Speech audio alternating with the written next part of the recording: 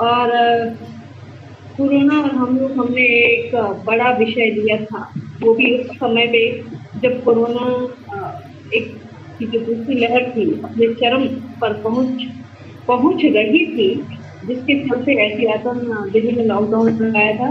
और उसी समय कुछ ज़रूरतों के चलते हम अपने विद्यार्थियों की कुछ ज़रूरतों के चलते रोज़ाना एक संवाद, एक धनात्मक संवाद, एक पॉजिटिव संवाद के चलते हमने ये कार्यक्रम शुरू किया था, जो पहले प्रतिदिन होता था। अब हमने इसे वीकेंड रख दिया है, क्योंकि कुछ कॉलेज और दफ्तर और बच्चों की परीक्षाएं भी चल रही हैं, इसलिए अब हमने इसे वीकेंड कर दिया है। और आज सिनेमा का ये जो अनवरत सिलसिला है, ये आज फिर से हम लोग उपस्थित हैं।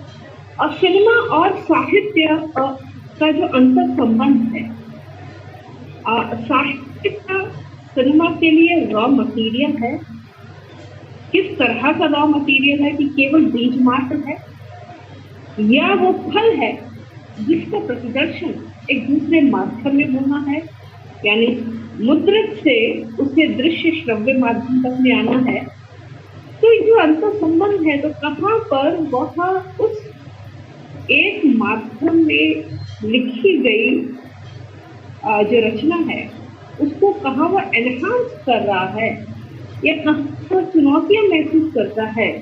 तो साहित्य और समाज के इन्हीं रिश्ते हड़ताल आज हम करेंगे, जो हमारे साथ बातचीत के लिए मल्होत्रा सर, विजय मल्होत्रा सर हमेशा की तरह एक वक्तव्य बीज प्रस्तुति देने के लिए उपस्थित, और जिस पर बातचीत के लिए हमारे जो एक्सपर्ट है, विशेषज्ञ है, डॉक्टर रुद्रेश नारायण मिश्र।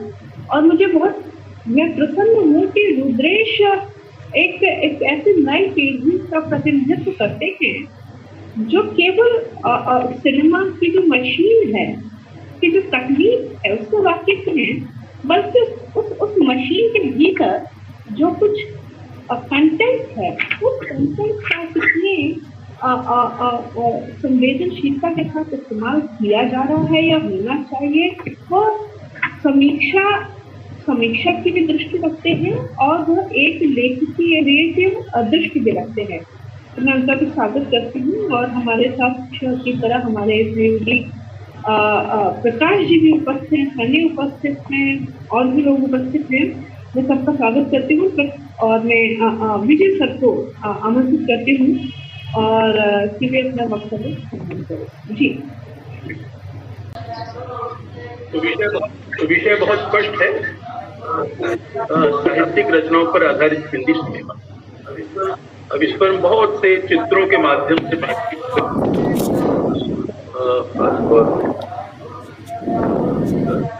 सबसे पहले दिग्गज कलाकार कुमार को विनम्र श्रद्धांजलि देते हैं। 98 वर्षों की तक और लगभग 50 दशक तक लगातार उन्होंने अभिनय किया और मार्गदर्शन किया था, तो हम सब उनके लिए श्रद्धांजलि। इससे पहले कि मैं आगे चलूं, दीक्षित जी से जो मेरे संबंध में एक दो बातें कहना चाहूंगा। एक तो कल मैं इंटरव्यू सुन रहा था कुमार का, केयरफुल रिव्यू। उन्होंने कहा कि बहुत लोग कहते हैं कि एक दास अभिनय था, लेकिन मुझे लगता है ऐसा है कि जो किरदार था ने जो रखा, वो बहुत बड़ी थी, और अगर मैं उसके साथ कुछ सका तो मैं अपना गौरव,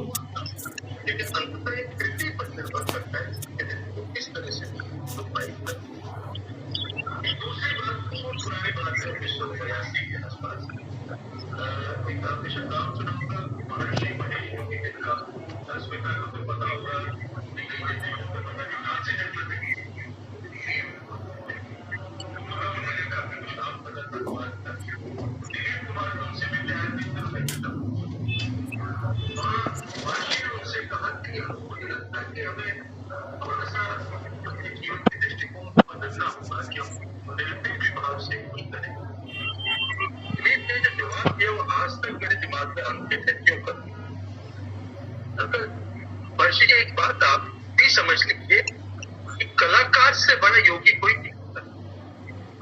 एक औरत जो हमारी माँ नहीं होती, उसे हम माँ मान लेते, वो मरी नहीं होती, हम उसको मृत मान लेते हैं। और जिस तरह से हम एक साक्षी भाव से उसको देख रहे होते हैं तभी हम अच्छा अभिनय कर सकते हैं। तो मुझे लगा कि इतनी बड़ी कसौटी उन्होंने एक अभिनय की दी थी जो शायद बहुत सही थी अपनी जगह पर। यदि आगे चले हम लोग क्रमबद्ध रूप में 1913 में राजा हरिश्चंद्र जो फिल्म बनी, मूक फिल्म का जमाना था, और भारतीय को हरिश्चंद्र के नाटक पर आधारित है। बाद में इसके दृश्यों को अंग्रेजी और हिंदी में कथन लिखकर समझाया गया था, लेकिन एक चीज हुई क्योंकि इसके सारे पात्र मराठी के थे, तो कई लोगों ने इसको मराठी सिनेमा के रूप में कहा गया, जबकि ऐसी बात नहीं है। उसमें जो लिखा था वो हिंदी और अंग्रेजी दोनों था। मुंशी प्रेमचंद का देखिए किस तरह से 1938 से शुरू हो गया था सिलसिला उनके उपन्यास जो सेवा सदन है। असल में सबसे पहले उपन्यास 1916 में उर्दू भाषा में लिखा। उन्होंने स्वयं 1919 में इसका हिंदी में अनुवाद किया। उर्दू में इसका नाम था बाज़ारे हुस्न, और ये एक सिनेमा शुरुआत हुई प्रेमचंद जी के उपन्यासों के फिल्म करें। 1963 में उनका गोदान जो नाटक है, उपन्यास है सबसे प्रसिद्ध, उस पर त्रिलोक जेटली के निर्देशन में एक फिल्म बनाई गई और जिसमें कामरी कौशल और राजकुमार ने काम किया। वे अमर रचनाएं हैं, ताजी रचनाएं हैं, जिनको फिल्मों में भी आएंगे एक तरह से। इस वक्त गबन, मुझे याद है गबन ने मुझे बहुत डिस्टर्ब किया था जब इस फिल्म को हमने देखा था। ये ऋषि कुमार मुखर्जी द्वारा निर्देशित थे 1966 में, और किस तरह से वो गबन करते हैं और किस तरह की मानसिक से गुजरते हैं, वो बहुत बहुत प्रेरणा था। ये फिल्म जिसके साथ मेरा बहुत संबंध रहा, और आपने देखा होगा कि इसका तीसरी कसम 1966 में बनी, और शैलेंद्र इसके निर्माता जिसमें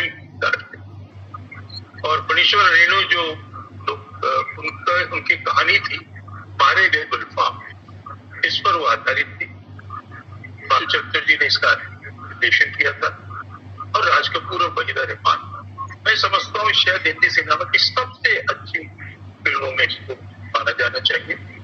लेकिन कितनी बड़ी ट्रेजेडी है, दुखद है, दुर्भाग्यपूर्ण है कि शैलेंद्र इसी के बाद, क्योंकि कभी प्रोडक्शन की लाइन में थे नहीं और आत्महत्या कर ली इन्होंने, खत्म हो गए, तो ये बहुत बड़ी ट्रेजेडी इसके साथ जुड़ गई। लेकिन इसका जो संदेश है, फजल रे झूठ मत बोलो, खुदा की बात ज्यादा है, न आदमी है न बूढ़ा है, वहां पैदल जाना है, मुझे आज भी ऐसा लगता है कि हमें प्रेरणा देता है। अब इसके साथ जो मेरे अपने कुछ किस्से जुड़े हुए वो मैं आपके साथ साझा करना चाहूंगा। 1980 में राज कपूर के साथ हमने कार्यक्रम किया था, जिसका चित्र है यहाँ पर, और हमने शैलेंद्र संध्या का आयोजन किया था, क्योंकि रेलवे में ही शैलेंद्र काम करते थे। उसके अंदर वो फिटर थे, और उसके बाद वो गीतकार बने और राज कपूर जी के साथ रहे। तो हमने राज कपूर जी को आमंत्रित किया, हमने कहा कि आप आए, तो हमारे जब मैनेजर थे वो उन्होंने उनको बुलाया, और इतने तरीके से उन्हें अनायास वो चुप रहे। मैं आपको उस समय का जो निमंत्रण पत्र है उसके लिए कॉपी मुझे अनायास मिल गई। हमने 21 फरवरी 1980 को एक कार्यक्रम हुआ था, और ये बहुत अच्छा कार्यक्रम हुआ। बहुत किस्से राज कपूर जी ने सुनाए, और हमने भी जो उनके जितने पुराने गीत हैं उसको गवाया।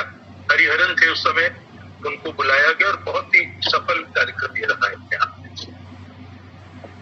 उसने कहा था, जो मैं समझता हूँ कि हिंदी की सर्वश्रेष्ठ कहानियों में उसने कहा था। फिर 3 कहानियां लिखी चंद्रशेखर शर्मा गुलेरी ने, और ये इसी के लिए उसने, लेकिन उसने कहा था कि लिए अमर। 1960 में इस पर फिल्म बनी विमल राय प्रोडक्शन के अंतर्गत, और निर्देशन किया था मोनी भट्टाचार्य ने, और सुनील दत्त, नंदा, राजेंद्र नाथ, दुर्गा गोटे, तरुण बोस, असित सेन और लीला मिश्र इसमें कलाकार थे। एक और फिल्म बनी थी धर्मवीर भारती का उपन्यास गुनाहों का देवता, चंद्र और सुधा नाम से, अमिताभ बच्चन और जया बच्चन। लेकिन उस समय इनके पास इतने भी साधन नहीं थे। इस फिल्म की शूटिंग के लिए अमिताभ साइकिल से जाते, लेकिन उन्हें बहुत दुख हुआ एक फिल्म रिलीज नहीं हो पाई, क्योंकि इतने कम साधनों से कोई फिल्में जो बनती हैं तो आवश्यक नहीं है कि वो रिलीज हो, लेकिन फिर भी मैंने सोचा इसको ऐतिहासिक रूप में इसका अंतर होना चाहिए। सारा आकाश एक फिल्म बनी थी जो राजेंद्र यादव का एक उपन्यास था, उस पर उपन्यास की जो कहानी थी देखा जाए उस पर आधारित थी। 1969 में ये फिल्म बनी। वासु चटर्जी ने इसका निर्देशन किया और पटकथा इसकी कमलेश्वर ने। ये मैं आपको बता रही, ये दौर था समांतर सिनेमा का, जब एक के बाद एक साहित्यिक रचनाओं पर फिल्में बनती चली जा रही। राकेश पांडे, टीना पाठक, मधु चक्रवर्ती ये इसमें कलाकार थे। अब ये कहानी तो मैं अमर रचनाओं में मानूंगा, शतरंज के खिलाड़ी प्रेमचंद की आज भी मैं समझता हूं कि सर्वश्रेष्ठ कहानियों में है ये। और एक अच्छी बात क्या है कि सर्वश्रेष्ठ कहानियों पर आवश्यक नहीं, फिल्में बहुत अच्छी बनी। 1977 में इस पर फिल्म बनी। सचिदिच रे ने इसका निर्देशन किया। आप बताइए, इतना बड़ा निर्देशक, पहली बार हिंदी की फिल्म बना रहे थे वो, लेकिन जिस तरह से वो जुड़े इससे, पूरा जो ब्रिटिश का इतिहास है वो सब इसमें दिखाई पड़ता है। बहुत ही उम्दा, बहुत अच्छी फिल्म है और प्रेमचंद जी की सर्वश्रेष्ठ कहानी पर है। संजीव कुमार है इसमें, सईद जाफरी, फरीदा जलाल, अमजद खान, वाजिद अली शाह की जो के रूप में अमजद खान काम करते हैं, और रिचर्ड एटनबरो और फारूक शेख ने एक तरह से अपनी भूमिका कर पाए। मौसम देखी होगी आपने, बड़ा अच्छा रोल था। शर्मिला का भी कल परसों में कोई इंटरव्यू आ रहा था, इसके किस्से सुना रहे थे वो कि किस तरह से मस्ती में ये फिल्म बनी थी। और ये 1975 में रिलीज हुई थी। उसका संगीत निर्देशन मदन मोहन ने किया था। और इस पर कुछ ही दिनों पहले कमलेश्वर की कहानी मैंने पढ़ी इसको, तो लगा कि फिल्मों में कितना अंतर आ जाता है, लेकिन कहानी में मूल भाव वही था। इसमें शर्मा कपूर, संजीव कुमार, ओमपुरी, आगा, टीना पाठक इसमें पात्र थे। सूरज का सातवां घोड़ा, ये धर्मवीर भारती का उपन्यास है। 1993 में फिल्म बनी और इसका निर्देशन किया श्याम बेनेगल। नीना गुप्ता, पल्लवी जोशी, भारत, राजेश्वरी, सचदेव, रजत कपूर की विशेष भूमिका थी। रघुवीर यादव, श्याम हिंद, इसके अलावा शिवपुरी, विनीत सक्सेना, अमरीश पुरी सब थे। जो फिल्म बहुत लोकप्रिय हुई उस जमाने में, पति पत्नी और वो, हालांकि बाद में भी इस नाम से दूसरी फिल्म बनी, लेकिन मैं 1978 की फिल्म की बात कर रहा हूँ, जिसे कमलेश्वर ने कहानी लिखी थी और बी आर चोपड़ा ने इसका निर्देशन किया था। और संजीव कुमार और विद्या सिन्हा ने इसमें उन्होंने मुख्य भूमिका निभाई थी। इसमें बच्चे का रोल भी, ठंडे ठंडे पानी से नहाना चाहिए, बहुत प्यारा रोल था। आंधी, जिसने मैं समझता हूँ इतिहास रच किया था।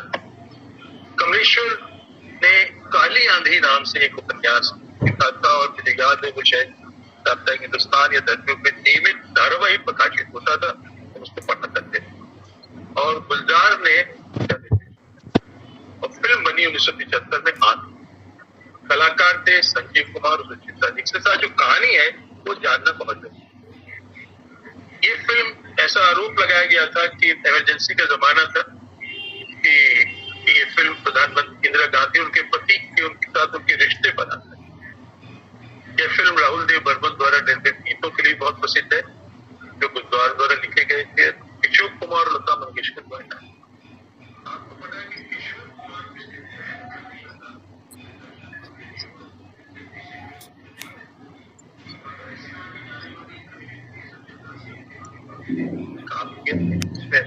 भूमिका निभाई थी। जब श्रीमती गांधी सत्ता में थी तब इस फिल्म को 1975 के राष्ट्रीय आपातकाल के दौरान प्रतिबंधित कर दिया। 77 में जब चुनाव हुए उस समय जनता पार्टी आई शासन में, तब जाकर पहली बार इस फिल्म को टेलीविजन चैनल पर दिखाया गया। बहुत ही अपने आप में एक ऐतिहासिक फिल्म बनी। जो फिल्म शायद हम सब लोगों ने अपनी उम्र में बहुत इसको आनंद लिया होगा, क्योंकि समांतर सिनेमा पर लगातार और खासतौर पे अमोल पालेकर के तो फिल्में, छोटे बजट की फिल्में, साहित्यिक रचनाओं पर आधारित फिल्में, आज भी हमें ऐसा लगता है कि अपने आप को आइडेंटिफाई कर पाते थे अमोल के साथ।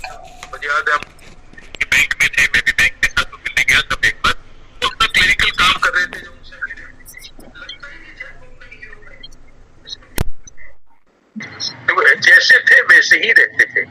तो मुझे बड़ा अच्छा लगा, सन 74 में पन्नू भंडारी जिनकी प्रसिद्ध लेखिका है, उनकी कहानी पर आधारित थी। अब आज अब आपको एक नई चीज दिखाने जा रहा हूँ। एबीसी फिल्म जो अशोक चक्रधर का प्रोडक्शन है, इसमें गुलावड़ी नाम से एक टेली फिल्म बनी थी 1994 में। मैं इसका इतिहास जानना चाहता था अशोक भाई से, तो बताया कि लुगात जात नाम से एक मूल कहानी हंस में छपी, वहां से उन्होंने इस कहानी को उठाया और गुलावड़ी पात्र है जिसके नाम पर उन्होंने स्वयं भी रचना कर्म में लोग शामिल हुए। ये देखिए पटकथा, संवाद, निर्देशन सब कुछ के अंदर। इसके लेखक थे यादवेंद्र शर्मा चंद्र, उन्होंने इनको अधिकार देते थे फिल्म बनाने के लिए। ये गुलावड़ी के कितने दृश्य हैं जो चौपाई हमको सुनाते थे कि जब साधन नहीं होते। अब इस फिल्म में जो कलाकार हैं, सोनाली कुलकर्णी और हेमंत पिताजी के बड़े भाई थे मिश्र, और बहुत अच्छा काम इन्होंने इसमें किया था। और प्रेम का ऐसा रूप इसमें रखा गया था जो आज ये लोग कुछ समझ भी नहीं पाएंगे। बहुत अच्छी फिल्म थी अपने आप में।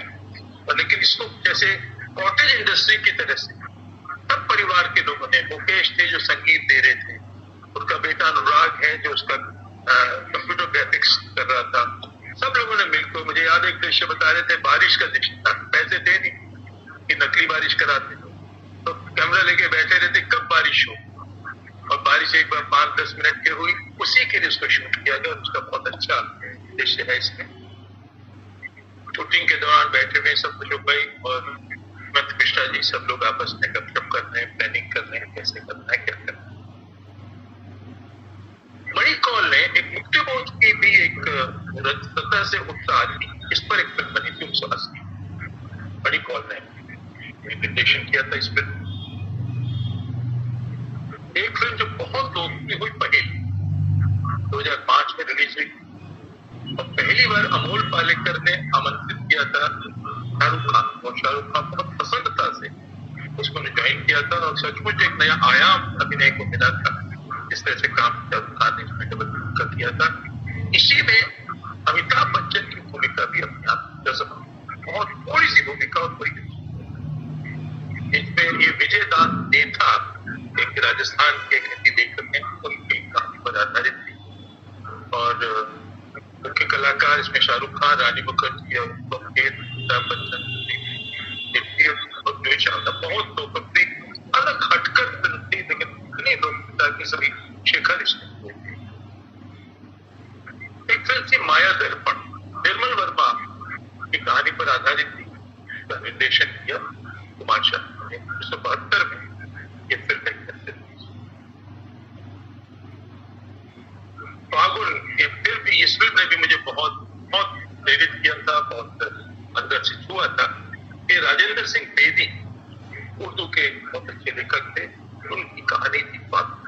हालांकि फागुन उससे पहले भी बनी है, लेकिन अलग है उसका लेखक, तो नई रचना पर आधारित नहीं थी, लेकिन बहुत सफल कहानी फिल्में थी। लेकिन फागुन 1973 में धर्मेंद्र, वहीदा रहमान और जया भाभी की फिल्म थी, जो कहीं ना कहीं बहुत सफल हुई। एक कहानी जिसने मुझे बहुत छुआ वो एक चादर है, ये भी राजेंद्र सिंह बेदी की लिखी हुई, और सुखवंत अड्डा ने इसका निर्देशन किया था।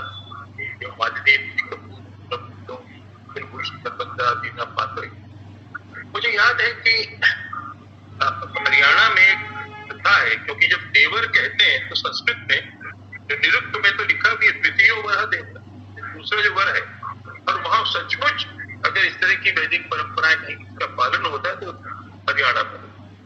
तो यहाँ पर एक जब बड़ा भाई मर्द की मृत्यु हो जाती है, एक चादर बढ़ा देते हैं और छोटे भाई से उसका विवाह हो जाता है। ये परंपरा आज प्रचलित है। 1986 में ये फिल्म बनी थी, छोटी सी कहानी पर होते हुए छोटे बजट की फिल्म होते थे, बहुत चर्चित। एक मेरे प्रिय उपन्यासकार और मेरे मित्र भी नरप्पा जी, जो कन्नड़ में लिखते थे, उनकी भोजपुरी फिल्म थी सोमनाथ। ये इसने भी मुझे बहुत प्रेरित किया था। एक सांस्कृतिक टकराव कैसे होता है वो इस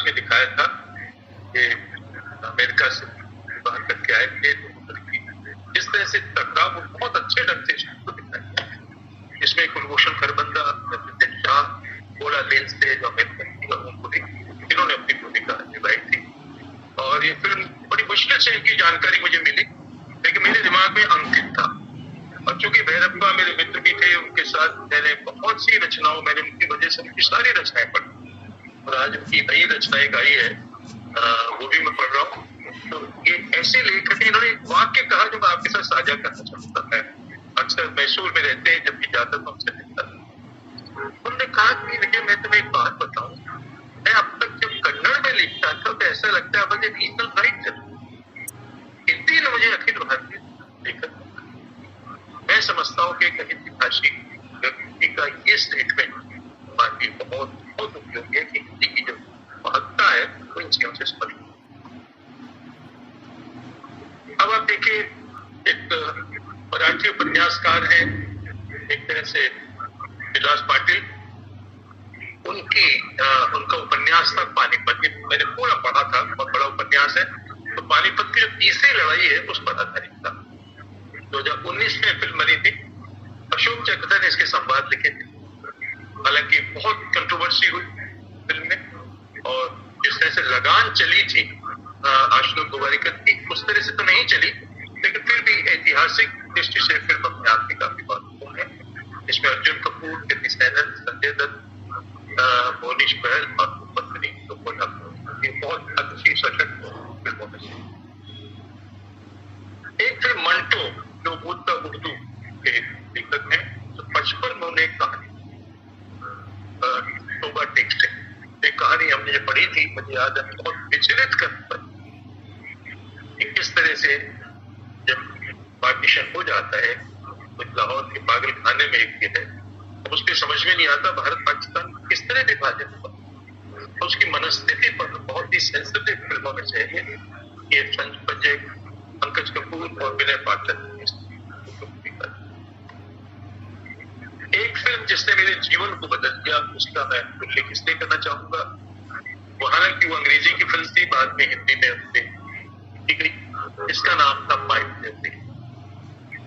पिग्मेलियन एक नाटक था। बर्नार्ड शॉ मेरे सबसे प्रिय नाटककार है। मैं उनके सभी नाटक पढ़े ही नहीं, देखे भी नहीं, और उनके लिए मैं कितनी बार विदेश लंदन जाता था, नाटक देखता था। और ये जो आप चित्र देख रहे हैं, ये इसको देखकर मैंने अपने घर में भी अपनी लाइब्रेरी बनाई। इसलिए और इसको मैंने उस जमाने में 7 बार इस फिल्म को देखा था। और मैं इतना अंग्रेजी भाषा के प्रति जो मेरे मन में थोड़ा सा पहले वो था, वो समाप्त हुआ। और मैं समझता हूँ अंग्रेजी की जो खूबी है, खूबसूरती है, इस फिल्म में जितने अच्छे ढंग से व्यक्त की गई है। और इसकी कहानी का मूल भाव भी यही है, एक बिल्कुल अनपढ़ गंवार औरत जो फूल बेचती है, इस दोनों मिलके भाषा वैज्ञानिक है, मिलके तय करते हैं कि यानी कितनी खराब अंग्रेजी बोल और इतनी सुंदर है। अगर हम इसको भाषा सिखाते हैं, इसका एक्सेंट ठीक करते हैं, तो उसको राजकुमार तक उसका हक मांगने के तैयार हो जाए। और दोनों में शर्त लग जाती, उसको वो तैयार करते, और किस तरह से राजकुमार के पीछे पड़ते और उनमें हैरान हो जाते हैं कि वो जिस तरह से अंग्रेजी सिखाई और जिस तरह से सारी दुनिया पर सम्मान करती। इस पर भारत की सभी भाषाओं में फिल्म बनी है। हिंदी में जो फिल्म बनी थी 1980 में, मनपसंद, बासु चक्रवर्ती के निर्देशन में देवानंद, नीनामणि, गिरीश कर्नाड और महबूब, इन लोगों की इसमें मुख्य भूमिका थी। लेकिन अंग्रेजी की जो फिल्म का जो था, फुलरानी नाम से एक मराठी में भी फिल्म बनी ऊपर, और मैंने सब फिल्में देखी, क्योंकि जो उसका मूल भाव था वो इतना प्रेरित करता था कि आप एक छोटी मोटी चीजों से ही अपने कितने की सफलता प्राप्त कर सकते हैं अगर आप अच्छी तरह बोलना चाहते हैं। मैं ये भी कहना चाहूंगा कि विद्यार्थियों को हम सिर्फ ज्ञान न दें, हम एक्सप्रेशन भी सिखाएं, हम कैसे हम अपनी बात करें, कैसे संवाद करें। ये मुझे लगता है कि इस फिल्म का एक मैसेज बहुत बड़ा है। इसके बाद चलिए, नमस्कार। तो इसके साथ ये प्रस्तुति समाप्त होती है, और अब मैं इसका शेयरिंग बंद कर देता हूँ।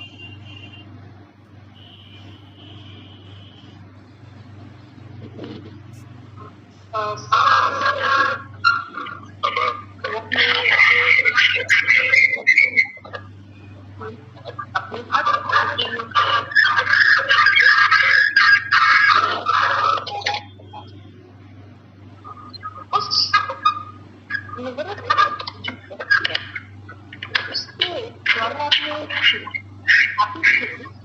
और मैं थोड़ा सा भावुक भी हो गई थी जब आपने जो लकड़ी कैसे से दिखाया, जब मेरे दिवंगत भाई जन्म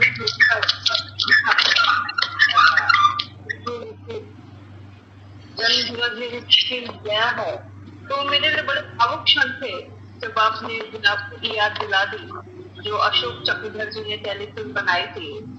और अशोक चक्रधर जी के प्रति हमारा परिवार से नतमस्तक था, क्योंकि उससे 3 महीना पहले भाई का बड़ा भारी एक्सीडेंट हुआ था जिसमें वो अपनी आवाज और मेमोरी दोनों खो बैठे थे। आवाज धीरे धीरे वापस आई थी, लेकिन अशोक चक्रधर जी ने ये पहला काम था जो लेके गए थे। और जब उनकी मेमोरी बीच बीच में वो विस्मृत होते थे तो उन्होंने इतना संयम रखा अशोक चक्रधर जी ने कि वह इंतजार करते थे और तमाम प्रयास करते थे कि वो वापस लीक पर आए। अब तो थोड़ा सा एक अलग मेरे क्षण थे, लेकिन ये जो साहित्य और सिनेमा का जो संदर्भ आपने जो जोड़ा है वो अद्भुत रहा। और हम ये देखते हैं कि साहित्य जो मुद्रित माध्यम है और cinema is all together is a different medium. आपने शैलेंद्र जी का जिक्र किया, उसके पहले हम प्रेमचंद की बात करते हैं और उसके बाद में भवानी प्रसाद मिश्र जी की भी बात करना चाहूंगी। भवानी प्रसाद मिश्र जी फिल्मों में गीत में के लिए वे हैदराबाद में जब कल्पना के संपादक भी काम थे तो वो साउथ की फिल्मों के लिए लिखते भी थे। और जिस पर उनके आरोप लगे थे क्या काम कर रहे हो साहित्यकार वो करके, जिसके जवाब में उन्होंने एक कविता लिखी थी गीत फरोश, यानी गीत बेचने वाला। तो ये भी एक प्रसंग है कि जी हाँ हुजूर मैं गीत बेचता हूँ, किस्म किस्म के गीत लोगों ने तो बेच दिए ईमान, मैं तो थक हार के फिर भी अपने गीत बेचता हूँ। तो यानी जो साहित्य और सिनेमा का संबंध बड़ा मधुर नहीं रहा। साहित्यकार चाहे वो प्रेमचंद हो, जब वो जाते हैं तो किस तरह से उनका मोह भंग होता है वो वापस आ जाए। इसी तरह से भवानी भाई है तो उन पर आरोप लगता है लेकिन वो अपनी मजबूरी के चलते वो काम देते। शैलेंद्र जी जब भी बनाते हैं और उसी आघात में वो चले जाते हैं, ये अलग बात है कि उनके जाने के बाद ये संदर्भित हुई। और मतलब मेरी एक अपनी सबसे ज्यादा पसंदीदा फिल्म है। लेकिन साथ ही यह भी है कि जो उसने कहा था इस कहानी पे, अभी परसों 7 तारीख को ही चंद्रशेखर शर्मा गुलेरी जी का जन्मदिन था जिस पर अभी चर्चा हुई, तो उसने कहा था वे जो 25 साल है वो जो अंतराल है वो अंतराल बड़ा इम्पोर्टेंट है। यानी पूर्व दीप्ति में फ्लैशबैक में जो याद किया जाता है कि वो मर रहा है युद्धभूमि में, वहां से हम याद करें तो 25 साल का जो अंतराल है उस अंतराल को सिनेमा ने अपने ढंग से उस अंतराल को काट दिया और नायक और नायिका के मिलन कई घटनाएं बीच में दिखा दी। तो जाहिर सी बात है कि ये एक सिनेमा दूसरा माध्यम है जिसकी अपनी तकनीकी चीजें हैं। तो इस तरह से आंधी फिल्म आती है।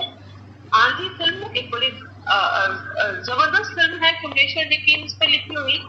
अब तमाम फिल्में हैं, या अभी हम लेटेस्ट देखें तो चेतन भगत की जो 3 इडियट्स है उस पर भी आती एक अलग दूसरी चीजें, उस पर हम आगे और बात करेंगे। लेकिन इस पर बातचीत के लिए रुद्रेश हमारे साथ हैं। तो रुद्रेश एक नई पीढ़ी के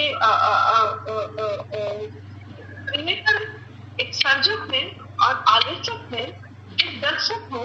तो मैं चाहती हूँ कि रुद्रेश अपनी दृष्टि से, अपने अनुभव से साहित्य और सिनेमा के जो अंतर संबंध है इनके ऊपर रोशनी डालें।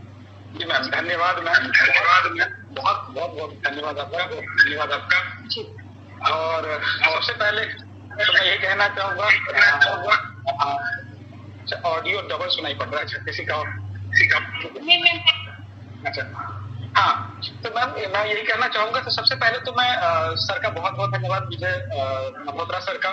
इस सर ने पूरे के पूरे जो इतिहास है, एक साहित्य और सिनेमा का इतिहास है, उस पर सर ने बड़ा गौर फरमा दिया, जिसमें प्रेमचंद, फणीश्वरनाथ रेणु, चंद्र शर्मा गुलेरी, उसके बाद राजेंद्र यादव हो गए, धर्मवीर भारती, इनकी सर ने चर्चा की, जिसको हम साहित्य में हमेशा से पढ़ते आए, साहित्य में हमेशा से समझते आए। और जब उनके उपन्यास, उनकी कहानियां रूपायित होता है सिनेमा के बड़े पर्दे पर, तो वो कहीं ना कहीं वो अपना प्रभाव डालता है, अपना प्रभाव छोड़ता है। हाँ, यह अलग बात है कि मैम आपने भी कहा कि समय के साथ में जब प्रेमचंद जी का अपना भ्रम टूटता है, इल्यूजन जो सिनेमा के प्रति उनका था, क्योंकि जो चरित्र और जो पात्र चरित्र चित्रण उन्होंने अपने उपन्यास में किया था, वह उनको मिल नहीं पाता है, वह उस तरीके से सिनेमा पे दिख नहीं पाता है। तो कहीं ना कहीं इसमें एक निर्देशक की, अपने एक डायरेक्टर की अपनी एक बाध्यता होती है। लेकिन इन सब के बीच में क्योंकि हमारा साहित्य और सिनेमा को लेकर हमारी चर्चा है, तो साहित्य की जर्नी, क्योंकि मैं साहित्य का विद्यार्थी भी रहा, और तो इसलिए मैं साहित्य को बहुत ही अपने करीब मानता हूँ। हम जानते हैं कि रसों की अपनी भूमिका रहती है, और रसों के बिना अभिनय संभव नहीं है। तो ऐसे में साहित्य और सिनेमा एक दूसरे के करीब होना जाहिर तौर पे बहुत ही करीब हो जाते हैं। एक चीज और कहते हुए मैं सिनेमा और साहित्य पे जाऊंगा, कुछ नाम वगैरह मैं जरूर लूंगा कि हम क्या, जिस प्रकार से हम किसी कहते हैं पत्रकारिता में, जब हम न्यूज़पेपर को आने वाला इतिहास का एक क्रम के रूप में जोड़ते हैं, तो क्या जो पटकथा लिखी जाती है, जो कहानी लिखी जाती है सिनेमा की, क्या उसको हम एक उपन्यास या एक कहानी के रूप में नहीं देख सकते?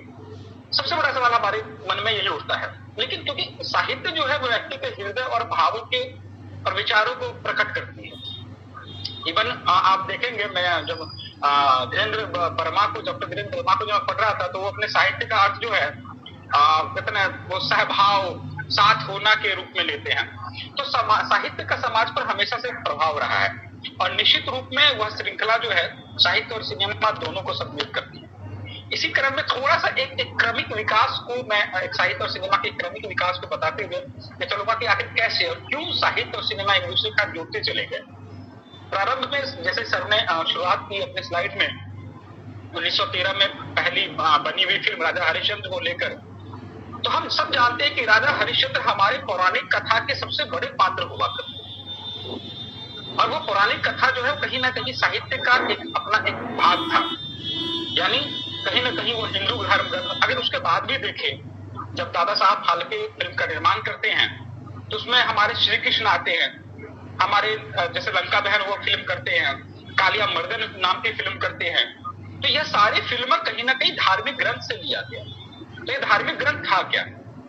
यह धार्मिक ग्रंथ जो थे, यह कहीं ना कहीं उस साहित्य को दिखाता है जो साहित्य हमारे समाज में मौजूद रहा।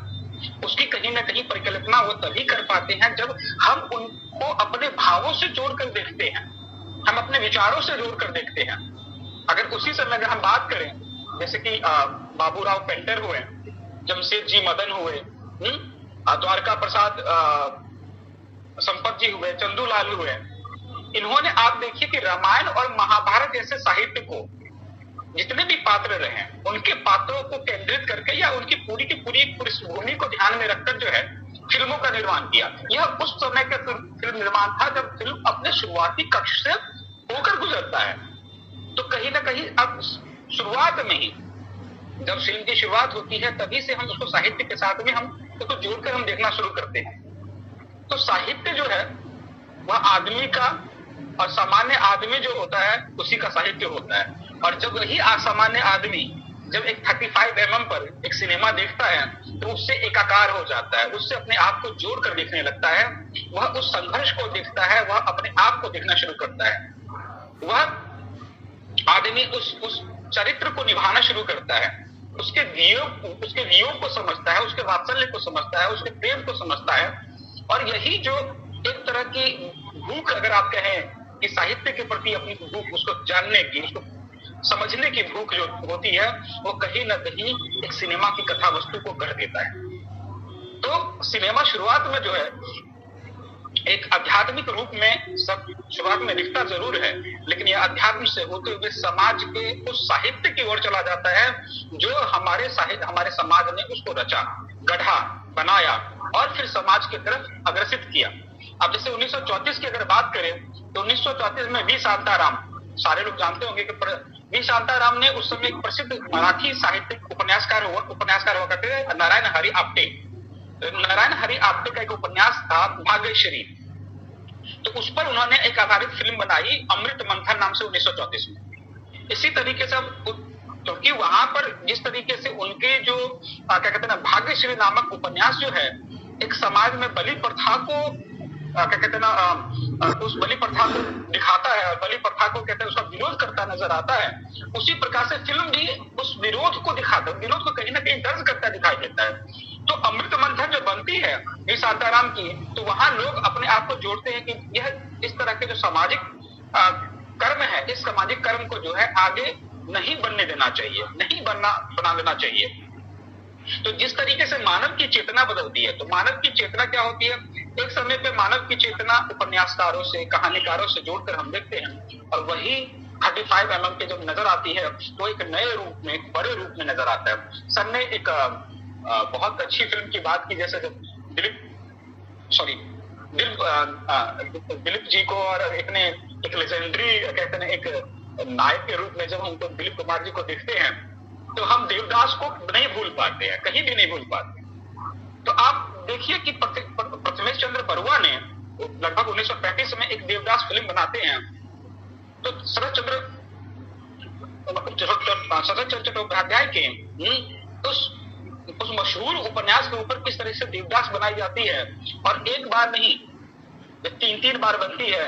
जब 1955 में बिमल राय बनाते हैं और 2002 में संजय लीला भंसाली बनाते हैं, तो कहीं ना कहीं वो जो जॉनर है, जो दिखाने का अपना एक पूरा कहते हैं एक कला शक्ति है, अपना एक पूरा का पूरा एक कहते हैं एक कहा जाता है, खासकर संजय लीला भंसाली की बात करूं तो कहा जाता है कि वो कई बार तांबाई हो जाते हैं, तो कई बार वो सिल्वर हो जाते हैं, तो कई बार वो सोने के रूप में आ जाते हैं। तो जो कलर का जो पूरा सेंस है, जो पूरा जो जोड़ता है एक दूसरे से, सिर्फ संजय लीला भंसाली जी के साथ में नहीं था। कौन भूल सकता है जब देवदास में दिलीप कुमार जी एक्टिंग करते हुए उनके इमोशंस और उनके चीजें जब निकल के आती हैं, वो कहते हैं, तो उसमें कहीं ना कहीं उस समय के उपन्यास ही नहीं, कई बार उस जमींदारी प्रथा के उस चरित्र चित्रण को भी उजागर करता है, जो संजय लीला भंसाली में देवदास में वो चीजें कहीं दिखती है, कहीं नहीं दिखती है, तो उसका अपना एक चरित्र बदल जाता है। और वही चरित्र जो है फिर अनुराग जो कश्यप है, अनुराग कश्यप की मूवी आती है देवडी, जो कहा जाता है कि वो नया वर्जन ऑफ देवदास है, तो कहीं ना कहीं वह भी प्रेरित दिखता है। अब मैं थोड़ा सा और बात करूंगा, जब आजादी के पूर्व जो है हिंदी सिनेमा और साहित्य का जो है वह एक उचित दिशा प्रदान करता है, वह उसी में लगा रहता है, उसी कथा वस्तु को लेकर बात करता है। 1937 में टॉलस्टॉय के रिसेप्शन एक उपन्यास रहा उनके, उस पर आधारित फिल्म आती है दुनिया क्या है। इसी तरीके से जीपी पवार ने निर्देशित फिल्म करते हैं प्रबोध संन्यास की कहानी जो प्रिय बांधवी है, उस पर प्रथमेश चंद्र बरुआ जो है एक जिंदगी नामक एक कहते ना एक फिल्म बनाते हैं 1940 में। तो कई बहुत सारी ऐसी फिल्म जो है जो बनती है, समय के साथ में आती है, उपन्यास। एक और मैं बताऊंगा कि जो पर्ल एसबक के जो नोबेल पुरस्कार विजेता उपन्यास है द गुड अर्थ से प्रेरित होकर महबूब खान फिल्म बनाते हैं, और वो फिल्म सभी को पता है, औरत। 1940 में यह फिल्म आती है औरत, और देखिए उस फिल्म में जो है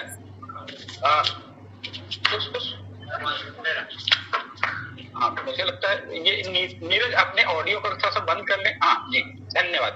तो आप देखिए कि किस तरीके से ख्वाजा अहमद आवाज से लेकर और किस तरीके से महबूब खान से लेकर वह उपन्यासों को और कहानियों को नए चरित्रों में ढालने की कोशिश करते हैं, नए चरित्रों को देने की कोशिश करते हैं, उनको पर्दे के माध्यम से आपके जीवन में के बदलाव को देखने की कोशिश करते हैं। इसी तरीके से अगर हम देखें तो फिल्म ने कई तरह के दृष्टि को दिया है, वो संयोजन, वो शब्द संयोजन, वो दृश्य संयोजन, वो अभिनय संयोजन। और यही बात होती है कि जब उपन्यास लिख रहे होते हैं, हम चरित्र का पात्र चित्रण कर रहे होते हैं, कहानी लिख रहे होते हैं, जब संवाद की कथा शैली की बात करते हैं, तो वहां पर हम अपने तरीके से नए तरीके से समाज को जी रहे होते हैं। और यह समाज जो है वह एक व्यक्ति से दूसरे व्यक्ति की चेतना को दिखा रहा होता है, उसकी संवेदना को दिखा रहा होता है, उसकी रचनात्मकता की और सृजनात्मकता की प्रक्रिया को दिखा रहा होता है।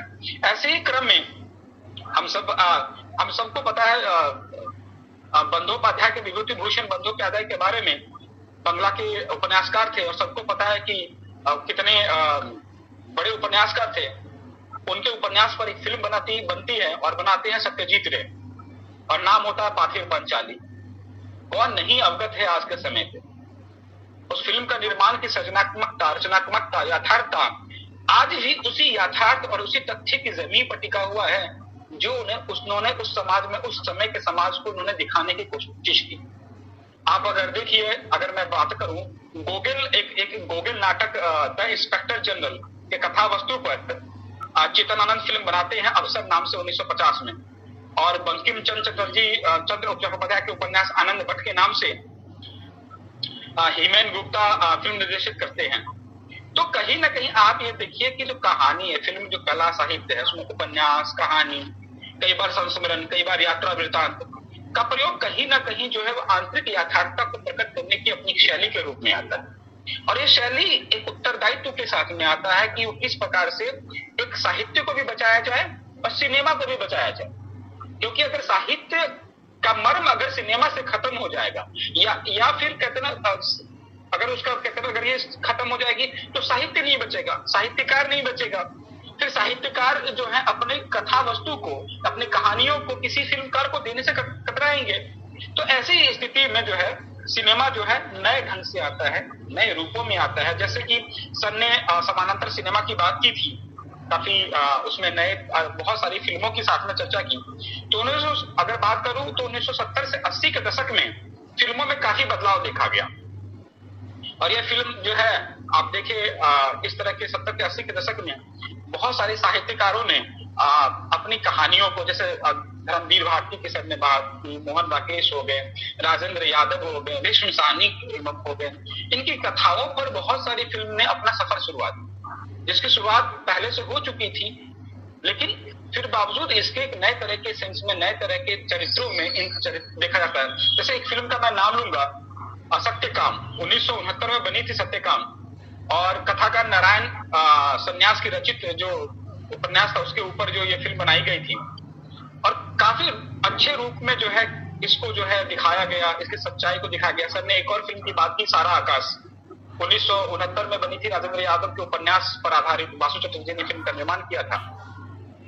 तो कहीं ना कहीं जो है फिल्म जो है तो समाज को दिखाता है, जो समाज हमारा आज का है, जो समाज इस समय के साथ चल रहा है, वह समाज जो कभी कमलेश्वर की कथा फिर भी, या मोहन राकेश की नाटक पर आखाड़ का एक दिन बनता है, या कथाकार रमेश बख्शी के उपन्यास पर आधारित 27 डाउन बनता है।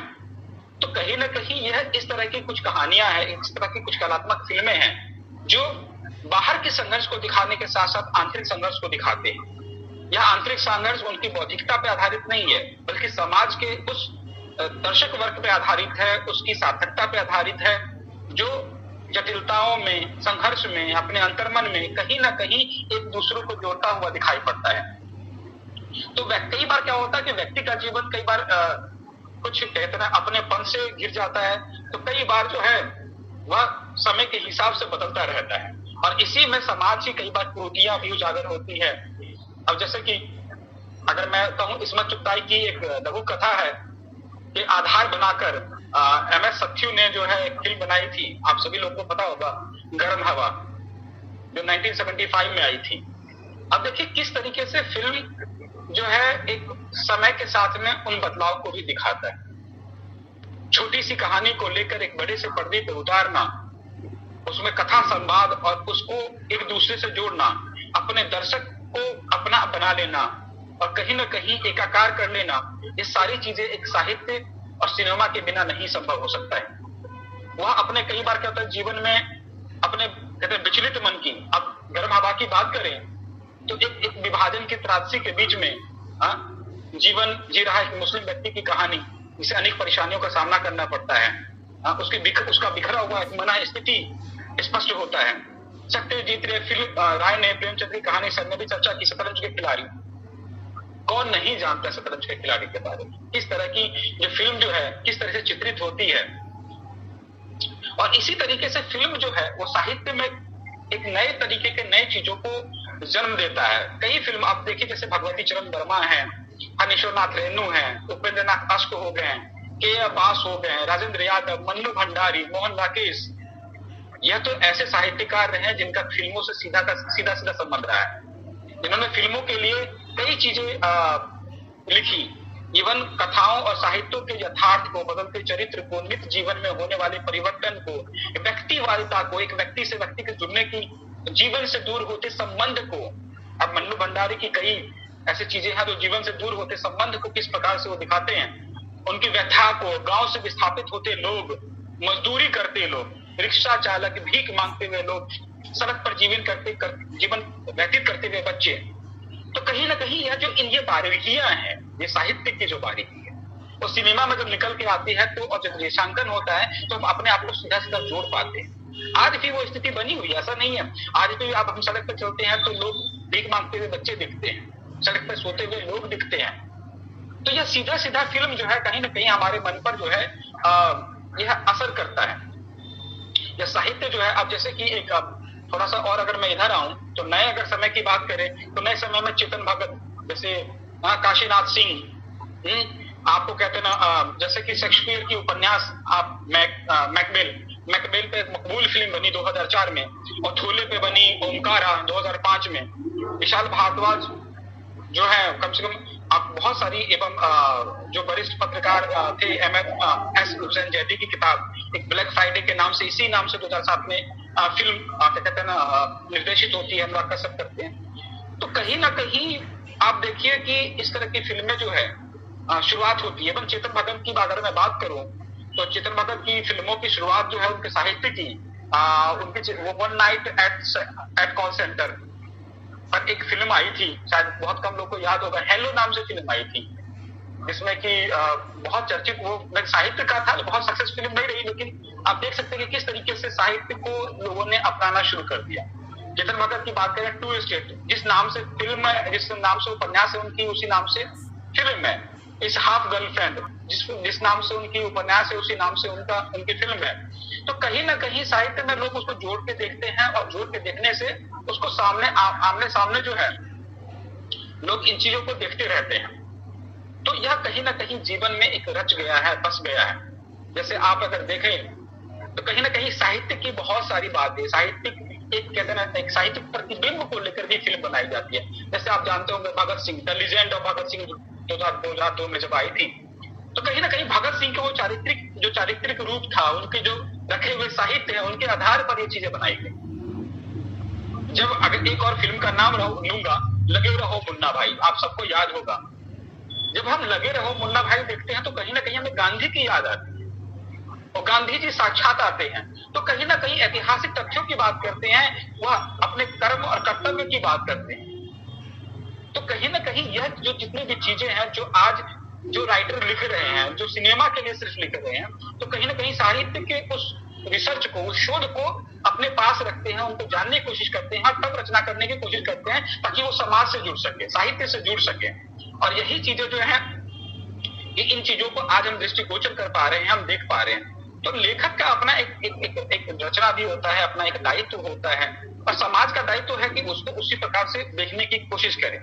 बहुत सारी ऐसी फिल्में हैं जब आप देखते हैं, जब स्थितियां बदलती है, समय के साथ में फिल्में बदलती है, और जब नए काल में ये फिल्में जो है, चाहे चेतन भगत हो, चेतन भगत के अलावा चाहे वो कोई नए उपन्यासकार हो, जैसे कि अमीश त्रिपाठी की अभी किताबों पर जो है फिल्म बनने की बात हो रही है, शिवा ट्रिलॉजी पर बात हो रही है कि उसको फिल्म बनना चाहिए, एक नए रूपों में उस कहानियों को दिखाया जाता है। तो कहीं ना कहीं हम क्या होता है, अपने आप को उस कहानी से जोड़ पाते हैं, उस कहानी से देख पाते हैं कि यह हमारी कहानी है। क्यों हमारी कहानी, किस प्रकार से हमारा उपन्यास कैसे है, क्योंकि उस कहानी को हम जी चुके होते हैं, हम देख चुके होते हैं।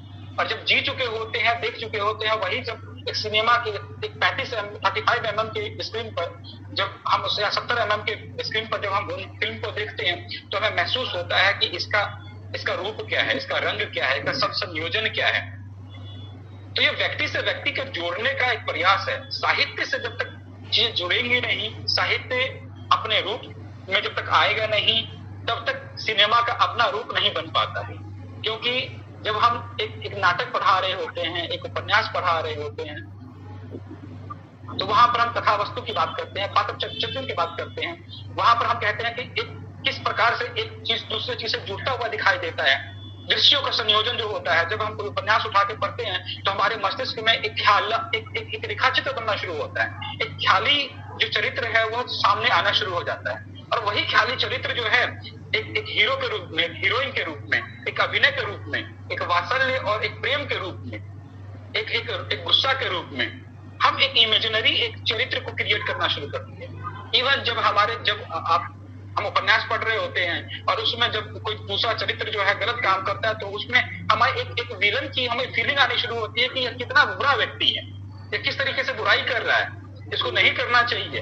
तो यह जो सारी चीजें हैं ये फिल्म में कहीं कहीं दिखती है, चाहे वो राजा हरिश्चंद्र की शुरुआत से हो, चाहे वो 2 स्टेट तक आते आते बनता हो, या फिर उसके आधार पर कई और फिल्में जो है वो तैयार हो रही है। तो इस तरीके से हम देखते हैं कि जो सामाजिक विषमता है, समाज की बात है, समाज का जो अपना प्रौढ़ता है, समाज की अपनी गंभीरता है, उसमें साहित्य कहीं ना कहीं जो है एक सच्चाई के साथ में आता है, और उसी सच्चाई को सिनेमा अपने पहले पर्दे पर दिखाने की कोशिश करता है, ताकि सभी लोगों को समझ में आए कि सिनेमा सिर्फ और सिर्फ जो है एक फुहड़पंथी नहीं है, एक मनोरंजन के लिए नहीं है, वह एक समाज को दिशा देने के योग्य है, वो दशा देने को उस तरह के देने के योग्य है जिसमें मध्य वर्ग, निम्न वर्ग के लोग जो है जब हम निम्न वर्ग और मध्य वर्ग की बात करते हैं तो उनके लिए सिनेमा एक बहुत बड़ी चीज है।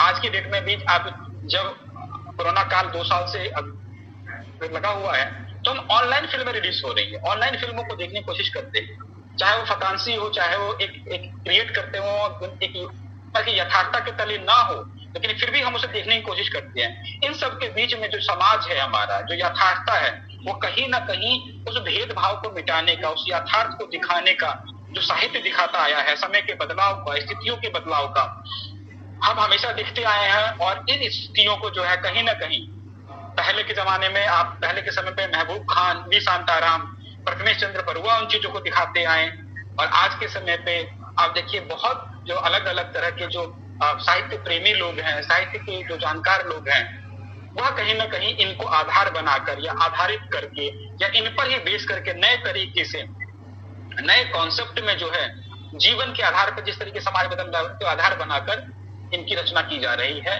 और यह रचना होती रहेगी। जीवन अनुकूल हो या प्रतिकूल हो, उसके बीच में जो साहित्य और सिनेमा अपनी रास्ता निकालने की कुव्वत रखता है, उसका मध्यांतर करता है, उसका परिवेश बनाता है, वही साहित्य और सिनेमा जो है समाज को नया दृष्टि भी देता है। धन्यवाद। रुद्रेश, और आपने बहुत इतने सारे अपने फिल्मों का, साहित्य का, साहित्य कृतियों पर बनी फिल्मों का उल्लेख किया। उसमें से बहुत से जब आप बता रहे थे तब तक मुझे चीजें याद हो रही थी, जब मुझे भी विस्मित हो गई थी, वो सब चीजें याद आ रही थी। तो आपने पूरा एक सिलसिला कायम किया, और इस समय भी हमारे साथ में शोभा है। शोभा कौर, जो करोड़ीमल कॉलेज में आप हिंदी विभाग से जुड़ी हुई है। शोभा, मेरी आवाज आपको आ रही है? मैम नमस्ते। हाँ नमस्ते। तो ये जो विषय है शोभा, क्या पर आप अपनी ओर से आपको कोई जी? मैं सर को भी नमस्कार कर रही हूँ और सभी को नमस्कार करती हूँ। और मैं जो है पिछले 10 साल से सिनेमा पढ़ा रही हूँ। अरे वाह। और मेरे लिए ये विषय जो वो बहुत रुचिकर था, और सर ने भी, और आपने रुद्रेश्वर जी, मैं आपका नाम शायद ठीक से नहीं पढ़ पा रही हूँ, आपने बहुत ही बहुत अच्छे तरीके से इस विषय को उठाया। और ये विषय एक रोचक और ज्ञानवर्धक है, क्योंकि साहित्य और जो सिनेमा का संबंध है वो बहुत ही गहरा और बहुत मतलब पहले से चला आ रहा है। और हम ये देखते हैं कि मानव मूल्य का जो संबंध है, क्योंकि किस स्टोरी पर बनी है फिल्में, वही फिल्में मेरे ख्याल से बहुत दूर तक चलती हैं, जिन पर जो हमारे जीवन से गहरे रूप से जुड़ी होती हैं, और साहित्य उसमें एक बहुत महत्वपूर्ण भूमिका निभाता है। तो मेरे लिए तो आज का ये विषय बहुत ज्ञानवर्धक था, और मैं मतलब एकदम रसलीन होकर सुन रही थी उसको, और इसके लिए मैं आदरणीय विजय सर का और बहुत बहुत धन्यवाद। जी मैम। बहुत शुभ, बहुत मुझे हम सबको अच्छा लगा, और ये भी जानकर सुखद अनुभव रहा कि आप सिनेमा से रूबरू हो रही हैं और विद्यार्थियों को रूबरू करा रही हैं, और जी महीने से कर रहे हैं। सिनेमा का सैटरडे हमारा बुक होता है, तो आगे भी आप जुड़े इस जी शुभ। मैं जहाँ पे जिस बात केंद्रित करना चाह रही थी वो शुरू से ही कि सिनेमा एक अलग माध्यम है और प्रिंट मीडिया एक अलग माध्यम है। साहित्य हमारा जो शुद्ध परंपरा में पहले रहा, उसके बाद वह प्रेस के आने से मुद्रित होता है, और हम ये देखते हैं कि माध्यम तो माध्यम तक है। इन सिनेमा एक तकनीक है, माध्यम है, लेकिन उस माध्यम के भीतर जो कंटेंट है, वो कंटेंट तब तक एनरिच नहीं होगा, तब तक समृद्ध नहीं होगा, जब तक वो साहित्य की ओर अपने को नहीं मोड़ेंगे। तो हम ये देखते हैं कि शुरुआत से ही हमारे जो ग्रंथ हैं, आदि ग्रंथ हैं, उन्हीं पर कई दशकों तक, चाहे वो रामायण हो, महाभारत हो, वो आज भी हमारे इस तरह के ग्रंथ जो है वो उपजीव्य है इन तमाम टेलीविजन और सिनेमा के कंटेंट के लिए। आज भी एक बड़ा भारी प्रोजेक्ट हो जाता है रामायण पर फिल्म बनाना, सिनेमा बनाना, या महाभारत पर सिनेमा बनाना, आज भी सबसे बड़े चैलेंजेस हैं इन लोगों के लिए। तो जब हम हिंदी सिनेमा या भारतीय सिनेमा की बात कर रहे हैं, चूंकि रुद्रेश ने भारतीय सिनेमा की साहित्य को लिया है, तो हम ये देखते हैं कि रचनाकार जो रचना करता है, उसके दिमाग में जो अर्थ होता है, वह केवल रचनाकार ही अपनी कृति को अर्थ नहीं देता है, बल्कि जो दूसरे छोर पर जो रिसीवर होता है, पाठक होता है, श्रोता होता है, चाहे वो कविता के तौर पर हो या कहानी उपन्यास के तौर पर, वो भी अपना अर्थ इसमें डालता है, तभी उसका एक अर्थ बेहतर और व्यापक होता है। और हर नया युग अपने युग में लिखी गई कृति को परखता है कि ठीक है, घनानंद ने कहा कि अपनी सुधा स्नेह को मार्ग है, जहाँ नेको सयाना को बात नहीं, जहाँ साथ चले जो आपन को जिसके कपटी जे निशात नहीं। तो हम ये पढ़ाते कह देते हैं कि इनकी प्रेम कथा थी भाई, सुजान ये बार बार करते हैं, लेकिन नए पाठक को, मेरे विद्यार्थी को सुजान से क्या मतलब से रिलेट करते हैं। तो जो चीज जो साहित्य में कहा गया, वह उस युग को पार करके वह एक शाश्वत सत्य के रूप में बनता है, तभी साहित्य अमर होता है। अपने युग में साहित्य अमर नहीं हो जाता है। आजकल चलन है ना कि जो लोग है वो कह देते हैं कि बड़ी क्रांतिकारी सब चीजें, ऐसा नहीं होता है। तो हर आने वाला ही उसको परखता है, नया अर्थ देता है। तो जब हम सिनेमा में आते हैं, तो सिनेमा उस कंटेंट को, वह जो आखिरी छोर पे बैठा वो दर्शक है, उसके लिए यह कंटेंट किस तरह से उपयोगी होता है वो प्रयोग करता है। अब कहीं ना कहीं जो फिल्म मेकर है, फिल्म बनाने वाला है, दर्शक है, डायरेक्टर है, उसके भीतर साहित्य की भी समझ हो और सिनेमाई तकनीक की भी समझ हो, और एक दर्शक क्या चाह रहा है उसकी भी समझ हो। यानी यह ट्रायो है, यह ट्रायो ही सक्सेसफुल होता है।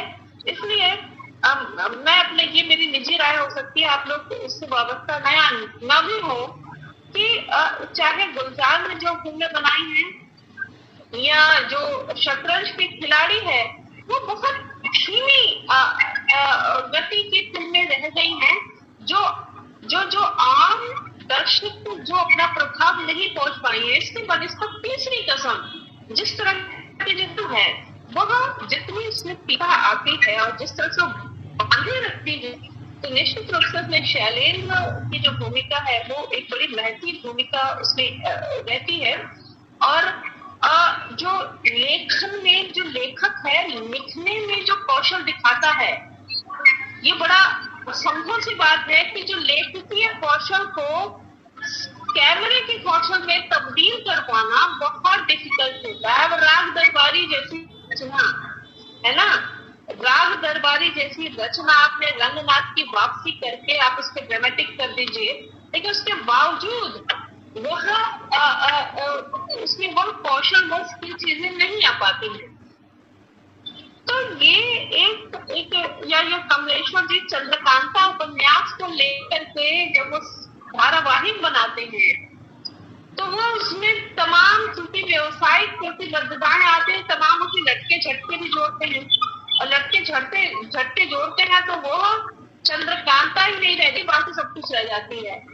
और जिस फिर लीगल दबाव के चलते फिर उन्होंने उसको एक उपन्यास अपना बना लिया कि एक और चंद्रकांता, यानी मूल चंद्रकांता छूट गई और एक और चंद्रकांता उन्होंने अपना एक सर्जन एक कर लिया।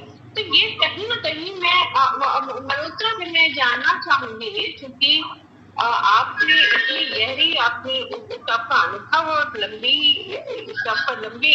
लंबा अनुभव यात्रा है, अंतर्दृष्टि है कि जो साहित्य है, साहित्य जिसके लिए लिखा जा रहा है, सिनेमा जिसके लिए बनाया जा रहा है, क्या दोनों के जो रिसीवर हैं, यानी एक का जो पाठक है और एक का दर्शक है, उसमें जो समानता या चुनौतियां वो क्या चीजें हो सकती है मल्होत्रा सर?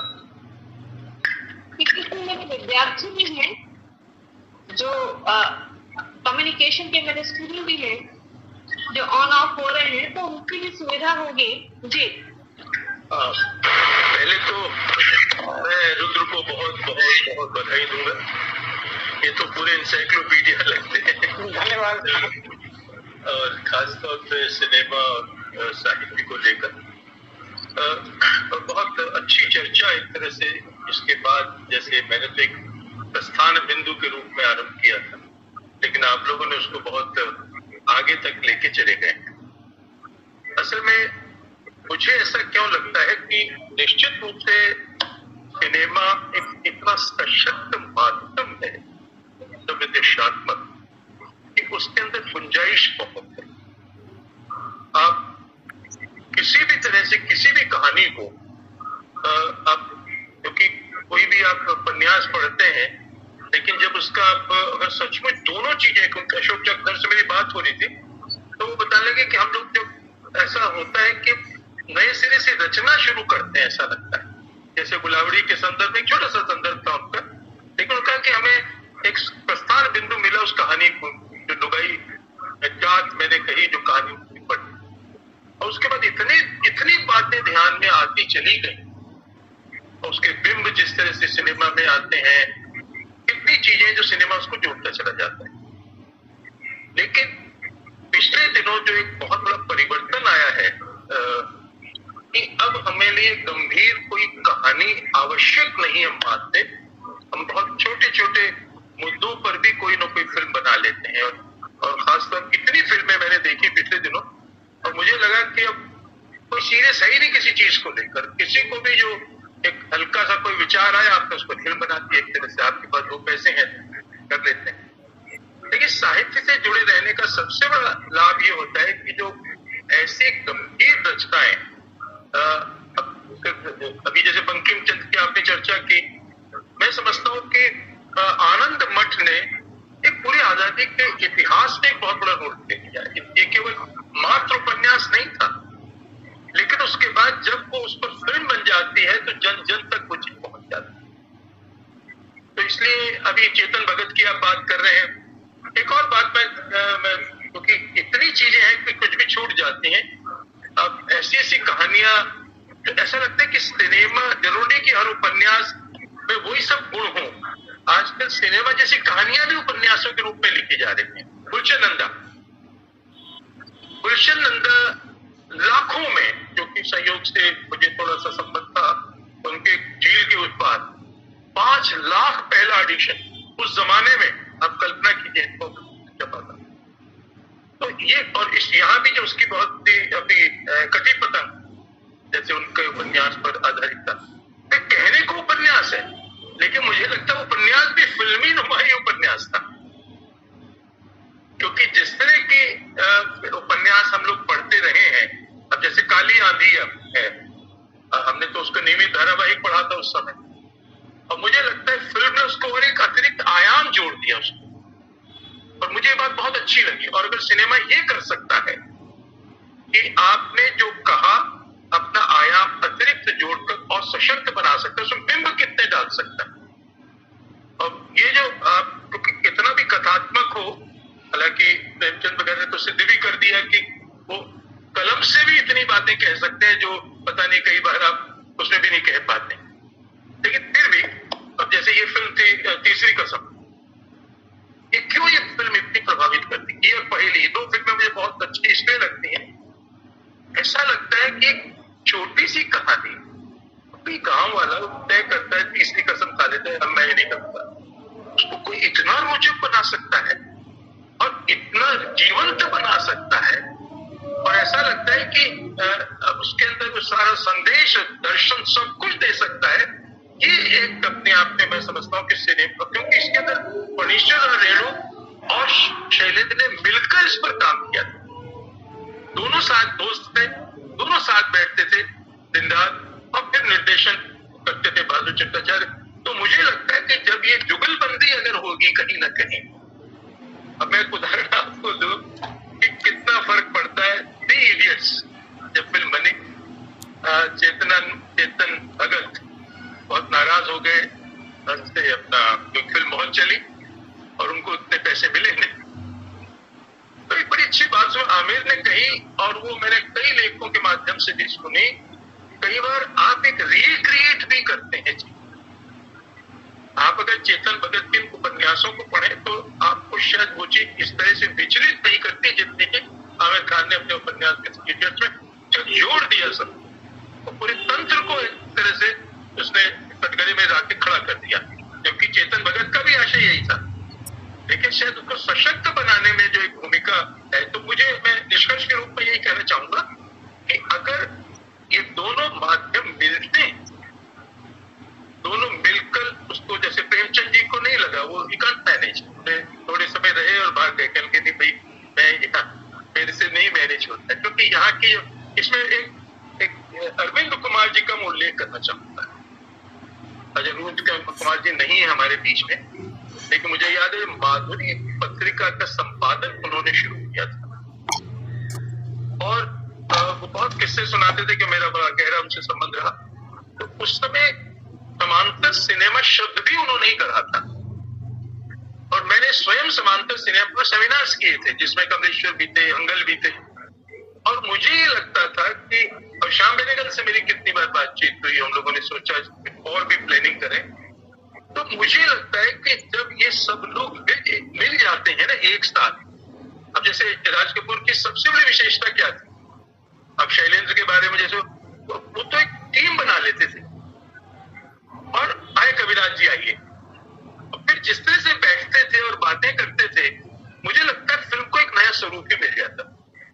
तो निष्कर्ष मेरा यही है कि सिनेमा ठीक है, जीवन बहुत जीवंत है, लेकिन अगर सिनेमा को हम चाहते हैं कि बहुत स्थायी प्रभाव हो, सिनेमा लोगों तक पहुंचे, तो मैं समझता हूँ कि जैसे ये फिल्म मैंने आपको बताई माय फेयर लेडी, एक पिग्मेलियन नाटक भी मैंने देखा, वो नाटक मुझ तक नहीं पहुंचा जितना कि ये सिनेमा मुझ तक पहुंचा। तो मैं समझता हूँ कि इन सबको मिलजुल कर एक बहुआयामी बनाकर अगर चला जाए तो सिनेमा एक बहुत दूर तक लोगों को प्रभावित कर सकता है। जी, आप इस पर यदि इस बात को एनहांस करना चाहें कुछ? जी हाँ, तो मैं, सर ने लगभग सारी बातें कह दी और बहुत सारी अच्छे ढंग से कही। इवन आपने भी जिस तरीके से साहित्य में किस तरीके से सिनेमा का अपना एक प्रारूप होना चाहिए, किस तरह से संरचना होना चाहिए, कि ढांचा एक शैली होनी चाहिए, उसकी काफी आपने चर्चा की है। मैं एक सत्यकाम मूवी है, 1969 में मूवी आई थी, उसके एक डायलॉग से मैं साहित्य और सिनेमा के संबंध को दोनों को बताना चाहूंगा। उसमें जो सत्यकाम होते हैं और सत्यप्रिय नाम से इंजीनियर होते हैं, वो उसमें कहते हैं, सच बोलने वालों में अगर दुख सहने की हिम्मत होती है तो दुख देने की भी हिम्मत होनी चाहिए। सच्चाई एक अंगारे की तरह होता है, हाथ पर रखो और हाथ ना जले, ये कैसे हो सकता है? ये संभव ही नहीं है। तो जाहिर तौर पे साहित्य और सिनेमा में कभी बार हम यही चीजें देखते हैं कि वह अंगारा है जिसको हम हाथ पर रखेंगे और सोचे कि हाथ ना जले, ये संभव नहीं है। बावजूद इसके सच बोलना हमें छोड़ना नहीं चाहिए, क्योंकि सच से जो है हमें दुख सहने की एक हिम्मत प्राप्त होती है, हिम्मत मिलती है। तो दूसरी तरफ उस हिम्मत के द्वारा दूसरों को यह बताने की हिम्मत होती है कि समाज किस दिशा में और कैसे आगे जा रहा है, चाहे वो उपन्यास के माध्यम से हो, चाहे कहानी के माध्यम से या किसी कविता के माध्यम से। और जब उसकी संरचना की जाती है संवाद के रूप में, एक चरित्र चित्रण के रूप में, एक कहते हैं ना, जब एक कैमरा लेकर एक कैमरा पर एक सिनेमाटोग्राफर उन चीजों को जीता है, एक डायरेक्टर जब शॉट टू शॉट उन चीजों को लेता है, जब क्या कहते हैं ना ओवर टू शोल्डर शॉट आता है, तो हमें पता होता है कि सामने वाला बोल रहा है और किस तरह के इमोशंस बगल में हैं। बेशक पीछे के जो संवाद हैं, जो दृश्य संयोजन है, जिस तरीके से एक बर्तन के खड़कने से हमें पता लग जाता है कि भाई एक जो है क्या कहते हैं ना, एक किचन में, किसी किचन में बर्तन की आवाज आ रही है, बर्तन में कुछ काम हो रहा है, तो कहीं ना कहीं हमारी जो इमेजिनरी सेंस है, जो हम इमेजिन करते हैं, वह उपन्यास में करते हैं, कहानी में करते हैं, और वही चीजें सिनेमा में भी कहीं ना कहीं देखने को मिलता है और वह आगे भी देखने को मिलेगा। तो ये जरूरी है कि सच बोलना, सच साहित्य के द्वारा सिनेमा से होते हुए हम तक पहुंचना, ताकि हम उसको जान सके, बेहतर जान सके और उसका और एक सही मायने में उसका विस्तार हो सके। बहुत अच्छी बात रितेश ने कही कि हमें पढ़ना जो है वो छोड़ना नहीं चाहिए और बिल्कुल नहीं छोड़ना चाहिए। और यह भी सच है कि जो साहित्य और जो सिनेमा है, इनका संबंध जितना गहरा होगा, सिनेमा उतना ही मूल्यवान भी होगा आम जन के लिए, उतना ही वो कंटेंटफुल होगा। जितना साहित्य के साथ जुड़ा रहेगा। ये जो पूरी परिचर्चा है, इस पूरी परिचर्चा के दौरान आप दोनों जो विशेषज्ञ, आप दोनों की चर्चाओं से जहाँ ये जिक्र होता है, क्योंकि जिन जिन फिल्मों का आपने उल्लेख किया, इसमें तो बहुत सारे ऐसे थे जो एक चर्चा के दृष्टि से जो अपनी एक छाप भी छोड़ जाती है, लेकिन बहुत कम फिल्में ऐसी थी जो बॉक्स ऑफिस पर नहीं अपनी छाप छोड़ पाती थी। तो ये तो सच है, ये तो समझना हो गया कि जिसमें है उसका वह एक